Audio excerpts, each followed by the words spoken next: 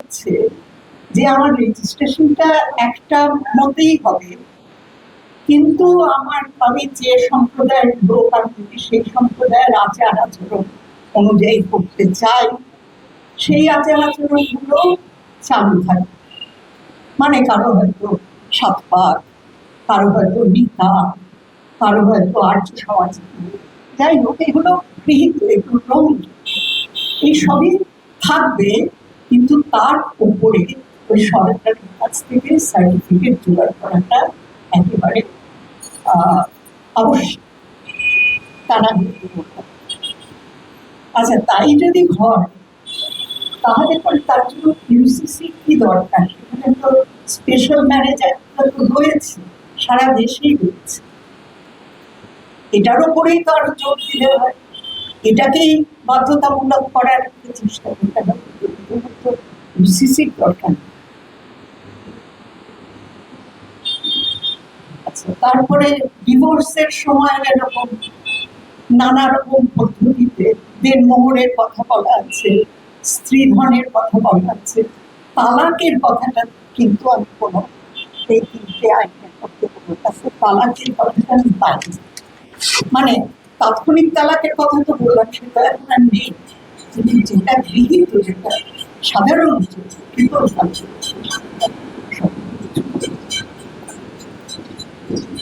আর divorce বলে ওই যেটা বললাম, ওই নেহার, স্ত্রীধন ইত্যাদি ছাড়াও এককালীন ব্যবস্থা এবং মাসিক খোরপোশ এগুলো পাওয়া যাবে। 5 বছর পর্যন্ত শিশু মায়ের হেফাজতে থাকবে। কিন্তু আমি যেটুকু বুঝতে পারি, আমি যেটুকু জানি, এই আইনগুলো তো এখনো আছে, এমন তো নয় যে তার মানে এগুলো নেই, এরা একেবারে নতুন করে করছে। তাহলে এর জন্য ইউসিসিটা করার কি দরকার? আর একটা যেটা আমরা সবাই জানি, সেটা হচ্ছে যে বিয়ের 3টে আইনে বিয়ের রেজিস্ট্রেশনের অন্যতম শর্ত হলো, প্রথম শর্ত হলো যে অন্য কোনো বিয়ে থাকবে, সেটা আছে, সেটা স্পেশাল ম্যারেজ অ্যাক্টও আছে। আরেকটা জিনিস হলো, সেটা হচ্ছে যে 3টে আইনে আদিবাসীদের বাদ রাখা হয়েছে। আদিবাসীরা এই ইউসিসির আওতায়, এই যে নতুন যে কোর্ট তৈরি হবে তার আওতায় আমাদের রাজ্যের আদিবাসীরা তারা করবে না। কেন? এটা যদি এতই ভালো হয়, এটার যদি এতই মেয়েদের ওপর এটার যদি এতই ভালো প্রভাব থাকে, তাহলে পরে সেই সুবিধাটা আজ থেকে আদিবাসীরাই বা কেন বঞ্চিত থাকে, সেটা কিন্তু কেউ ব্যাখ্যা করছে। আর আদিবাসীদের যদি এর মধ্যে নাই তারা তাদের অংশগ্রহণ করতে হয়, তাহলে তাদের যদি বিবাহ প্রমাণ করতে হয়, বিবাহ বিচ্ছেদ প্রমাণ করতে হয়, তারা কিভাবে করবে?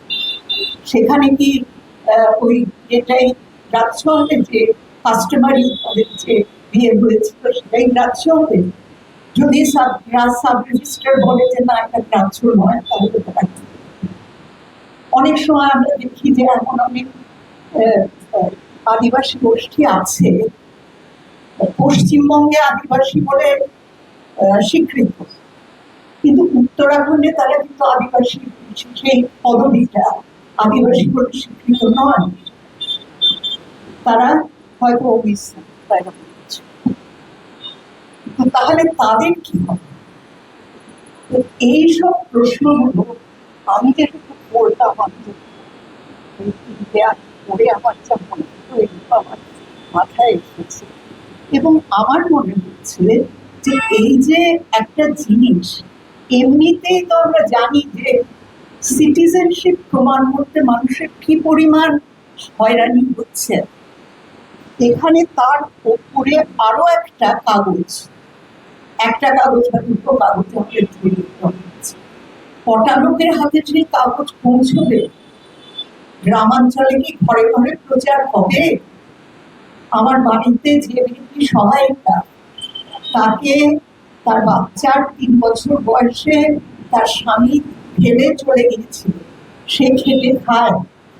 আজকে যদি তাকে বলা হয় এই আইনটা ধরে যে তুমি তোমার বরের সঙ্গে যে তোমার বিয়ে হয়েছিল সে প্রমাণ নিয়ে এসো, সে আনতে পারবে না। এই হয়রানিটা কেন? যেটা আমরা আগেও বলেছি, বিভাজনের উদ্দেশ্য মুসলিমদের দিকে বিশেষ করে আঙুল দেখানো, এটাও যেমন আছে, কিন্তু আমার নিজের কর্তৃত্ব হচ্ছে যে এই যে একটা সবকিছুকে একটা সরকারি অনুমোদনের নিগড়ে বেঁধে ফেলা, এটা হলো কিন্তু এই আইনগুলো আমার এবারে আমি তোমাকে কিছুই থাকে শরীয়তে বিয়েতে, তাও একটা কাবিননামা একটা থাকে, একটা দলিল থাকে, কিছুই থাকে, সেটা এটা আমাদের লাগে। কিন্তু তার জন্য আমরা মনে করিনি কখনো যে সারা দেশে বিয়ে, ডিভোর্স, উত্তরাধিকার সবকিছু নিয়ে একটা অভিন্ন দুয়ারি, তারা সেটাই করছে। আর যেটা আমাদের প্রশ্ন, যেটা দেখা যাচ্ছে 3টে আইনে দেখা যাচ্ছে, সেটা হলো লিভ ইন রিলেশনশিপ। প্রত্যেকটা আইনে লিভ ইন রিলেশনশিপের কথা বলা হচ্ছে যে দুটি পূর্ণবয়স্ক ছেলে মেয়ে তারা যদি একসঙ্গে থাকার সিদ্ধান্ত নেয়, নিতেই পারে, সেটা কোনো তার উপরে কোনো আইনি শিলমোহর ছাড়া বা কোনো ধর্মীয় শিলমোহর ছাড়াই দুজন প্রাপ্তবয়স্ক ছেলে মেয়ে তারা একসঙ্গে থাকতে পারে।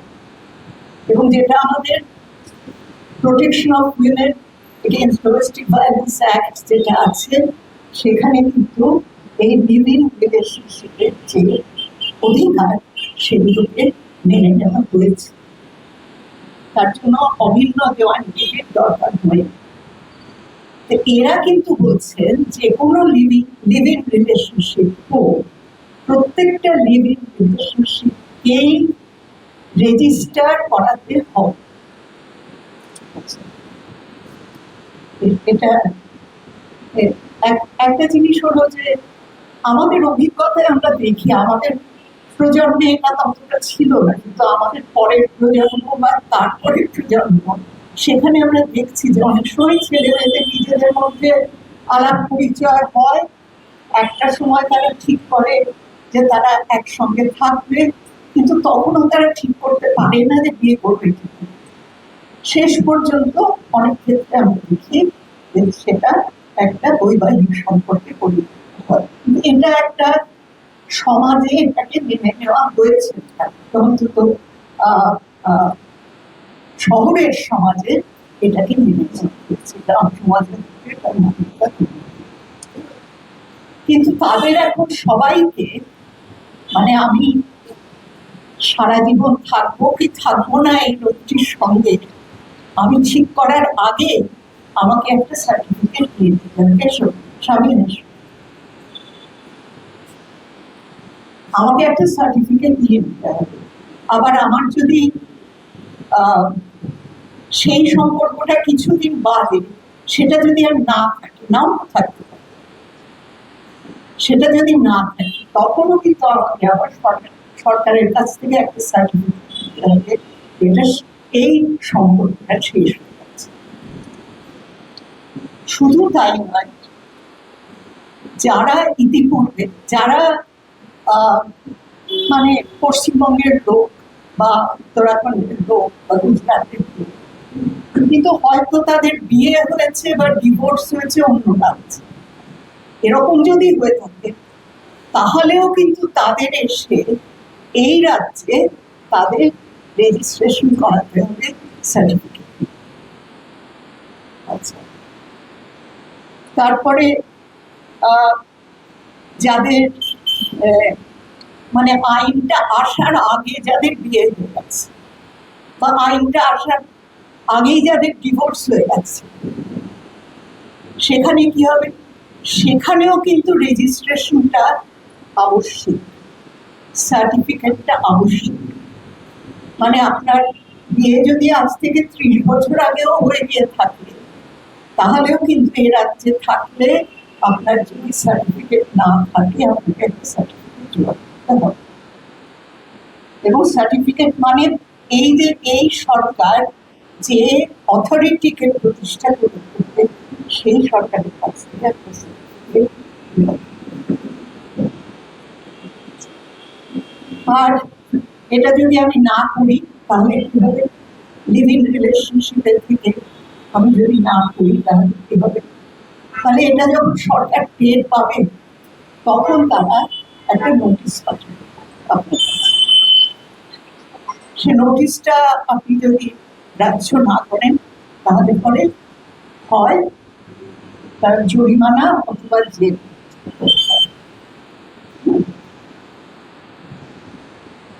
আবার যিনি সাব রেজিস্ট্রার, যার কাছে আপনি রেজিস্ট্রেশনটা করাতে গেলে তিনি যদি বলেন যে না